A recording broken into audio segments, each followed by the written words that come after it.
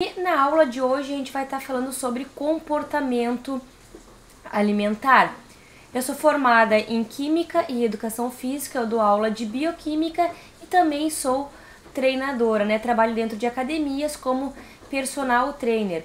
A gente sabe que o comportamento alimentar é algo mais complexo e a gente precisa entender mais profundamente para saber como que a gente vai lidar melhor com esses pacientes, né, que possuem transtornos alimentares e como que a gente pode agregar uma alimentação saudável, um exercício físico para melhorar então esse comportamento, né, essa distância que o paciente muitas vezes tem com a comida. Então, o comportamento alimentar, ele pode ser regulado a longo prazo e a curto prazo.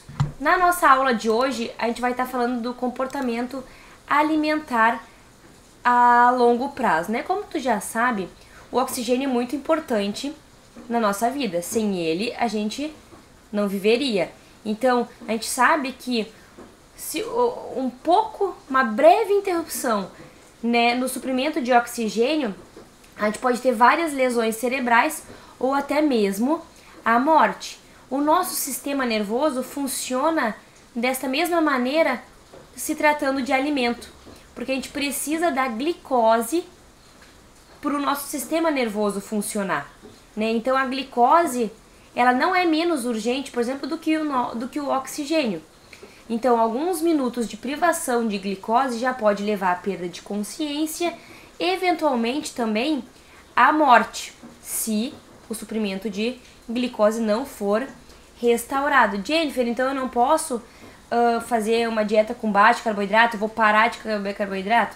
Não, não é assim que funciona, né? Pega com carinho nas minhas palavras. Enquanto o ambiente externo vai nos fornecer uma fonte constante de oxigênio, a gente não sabe se a nossa disponibilidade de comida vai ser para sempre ou não. Agora nós temos, daqui a pouco, dependendo de alguma eventualidade, não é tão garantida esse suprimento. Então, o nosso corpo, com o passar dos anos, fez com que ocorresse mecanismos reguladores internos para armazenar energia no nosso organismo, de forma que essa energia ela esteja disponível quando necessária. Por exemplo, vou ficar sem comer, eu preciso de alguma coisa que aconteça internamente no nosso corpo para ter esse suprimento de glicose caso a gente fique muito tempo em inanição. Então, uma razão primária pela qual a gente é motivado a comer seria isso, a manutenção dessas reservas em um nível suficiente para assegurar que não vai haver falta de abastecimento energético. As reservas energéticas, como que elas são repostas, né? Logo quando a gente faz um consumo de uma alimentação. Então, quando a gente se alimenta, o que vai acontecer? Vai ocorrer a degradação no nosso sistema gastrointestinal, passando alguns nutrientes para a corrente sanguínea. Quando a gente faz uma alimentação, esse estado pós-alimentado, a gente fala que é o estado prandial, tá? E durante esse período, a energia, então, ela pode ser armazenada de duas formas, na forma de glicogênio e de triglicerídeos. Vai ocorrer vai ser apenas armazenado? Não, vai ser utilizado também como fonte de energia, mas parte dessa alimentação, dessa comida que a gente fez a ingestão, vai ser armazenada na forma de glicogênio e triglicerídeo.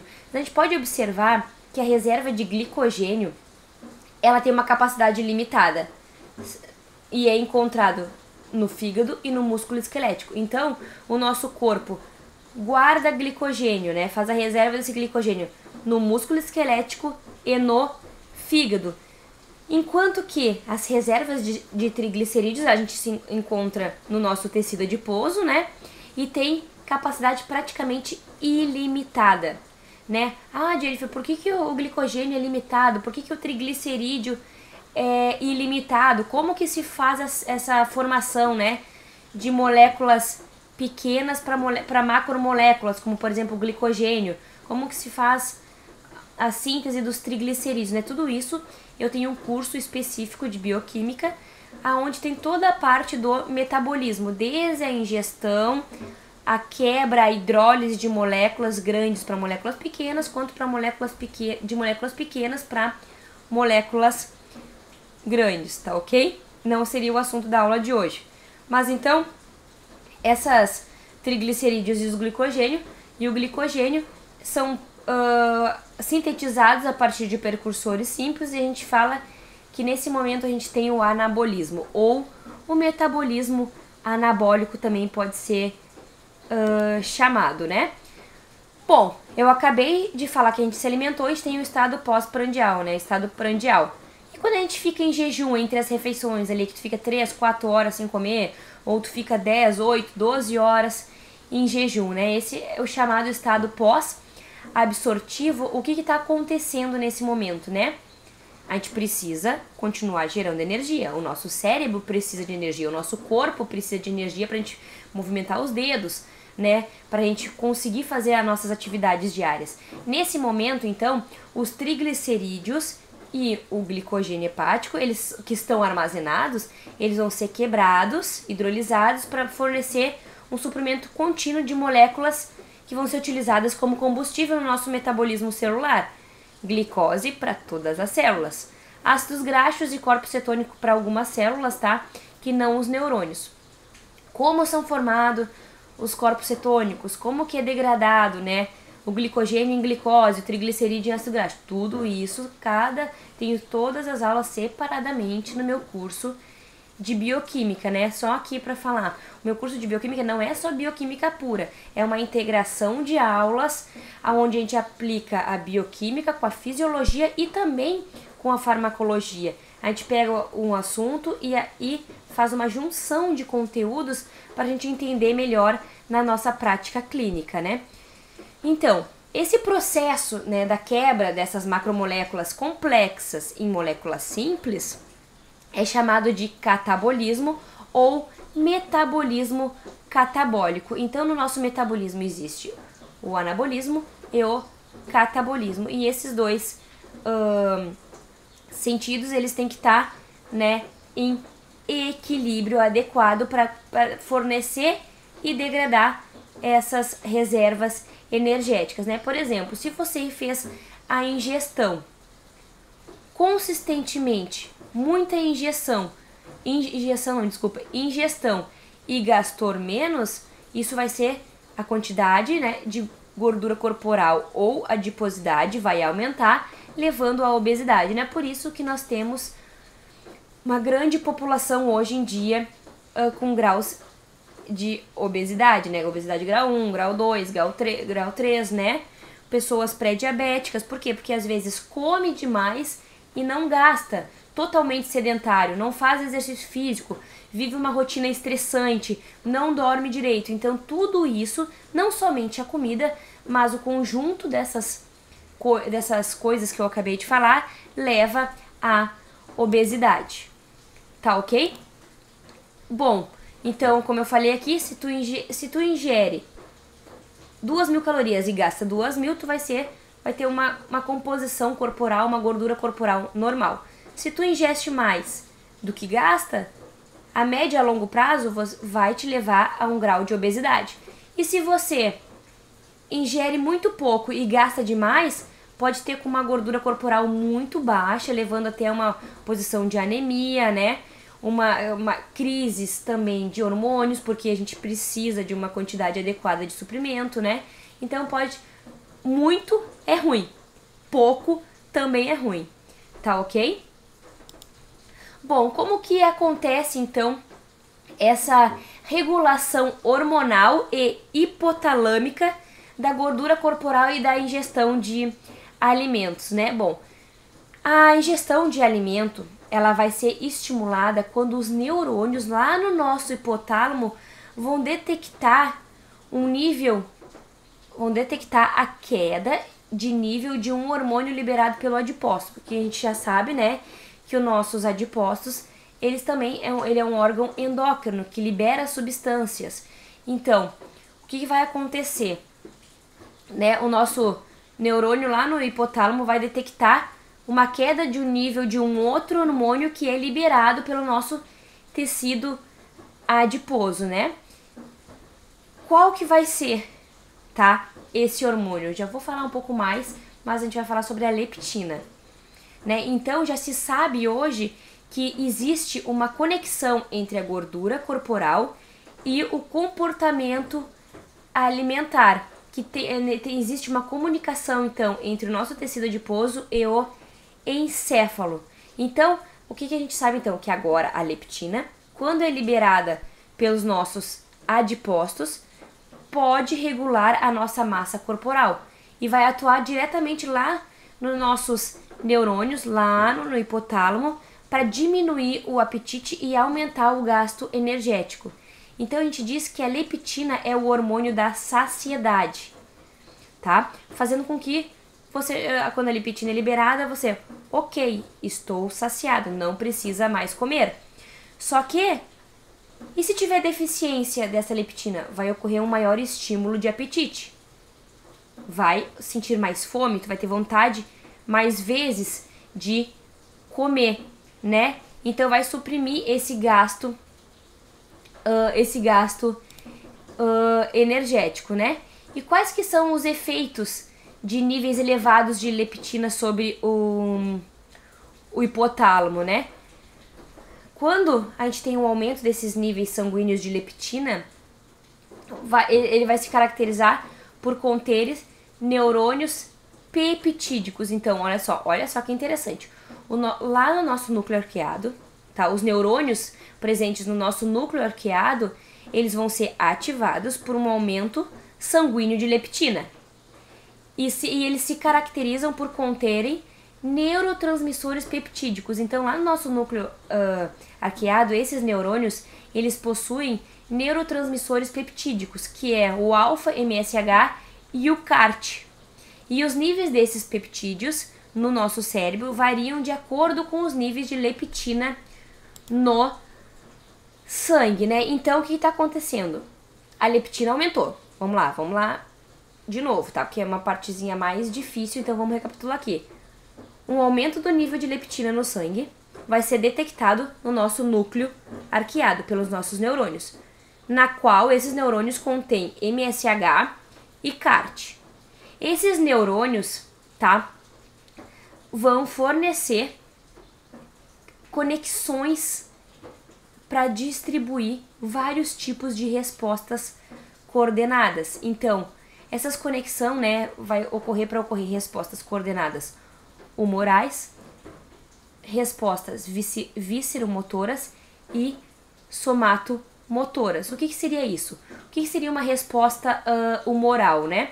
A resposta humoral, ela vai consistir em uma secreção aumentada do hormônio da tireoide e do nosso ACTH, ok? Já a resposta visceromotora aumenta o nosso quê? Tônus simpático, que vai fazer o que? Com que ocorra um aumento da nossa taxa metabólica, um aumento de temperatura corporal. E a resposta somatomotora, o que é? Vai diminuir o nosso comportamento alimentar, tá ok? Então, esses níveis de MSH, os neurônios de MSH e CART, vão projetar seus axônios diretamente para essas regiões do sistema nervoso que vão orquestrar toda uma resposta coordenada. E agora, o que vai acontecer quando ocorrem os níveis reduzidos de leptina no hipotálamo? Quando está mais aumentado, tem grande quantidade de MSH e o CART, né, que vão fazer com que tenha menos fome, digamos assim. Já quando ocorre uma redução dos níveis de leptina, vai ocorrer também, né, lá no nosso núcleo arqueado, vai ter essa comunicação com os neurônios do núcleo arqueado, só que esses outros neurônios vão conter o quê? Peptídeos NPY e AGRP.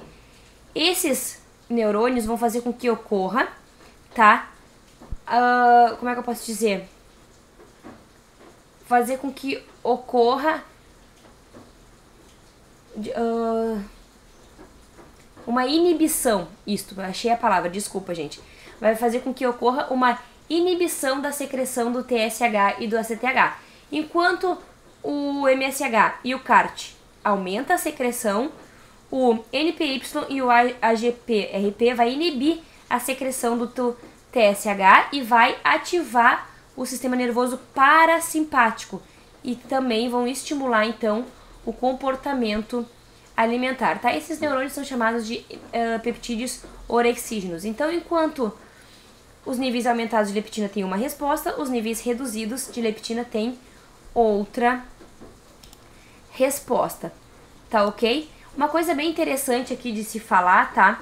É que o MSH e o AGPRP, eles competem com o mesmo receptor MC4. Só que, como eu falei, eles fazem, eles têm respostas diferentes quando eles se conectam com esse receptor. Então, quando os níveis de leptina estão elevados, o MSH se conecta, né, no seu receptor, se liga ao seu receptor MS4 e faz com que ocorra a inibição do comportamento alimentar.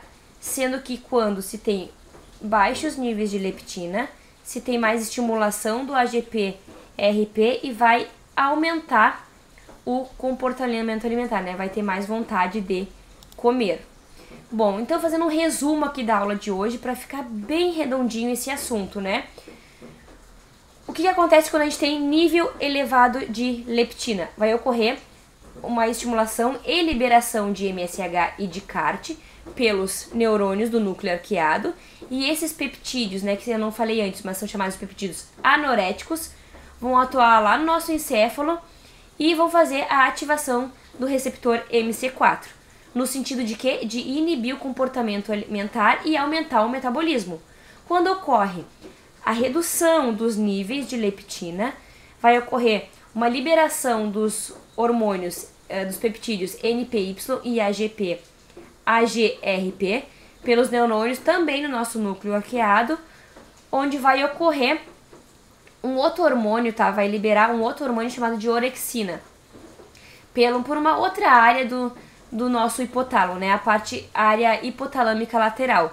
Vai ocorrer a liberação do MSH, que eu falei antes, e também da orexina pelos neurônios na área do hipotalâmico lateral. E esses peptídeos, que são chamados de orexígenos, vão atuar no encéfalo, no sentido de quê? De estimular o comportamento alimentar e diminuir o metabolismo. Então, leptina demais é bom? Não. Leptina de menos é bom? Não. A gente precisa ter um equilíbrio desses níveis de leptina para não levar nem a inanição, né, para que tu não pare de comer, e que tu também não coma demais, para a gente ter essa regulação da nossa massa corporal, do nosso índice de gordura corporal em níveis saudáveis, né? Bom, se você quiser os slides, né, ou a aula com os slides, onde eu mostro o mecanismo de ação, né, a parte com desenhos, com GIFs, com vídeos, onde fica mais didático o aprendizado, também essa aula está gravada no meu curso de Bioquímica na Prática, tá? Aqui embaixo do vídeo eu tô deixando aqui o meu Instagram, e se você quiser seguir para mais conteúdos, aqui no meu canal do YouTube vai estar tendo vídeo novo a todo momento, né? Se inscreva no canal. Se você achou esse vídeo de grande relevância, dá uma curtidinha, ou também não tem problema, pode descurtir aqui também, tá ok?